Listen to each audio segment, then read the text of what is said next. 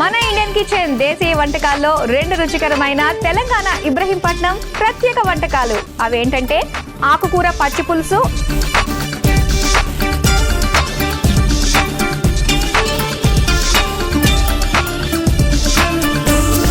అలాగే sweet corn పునుగులు,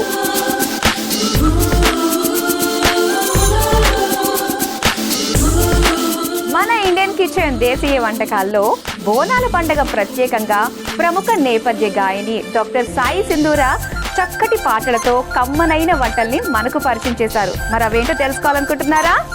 మామిడికాయ గోధుమ రవ్వ పాయసం,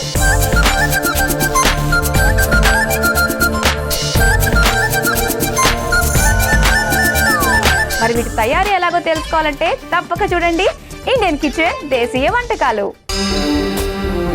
ఇండియన్ కిచెన్ సోమవారం నుండి బుధవారం వరకు మధ్యాహ్నం 12:30 తిరిగి రాత్రి 9 గంటలకు చూస్తూ ఉండండి మీ ఈటీవీ అభిరుచి ఛానల్లో.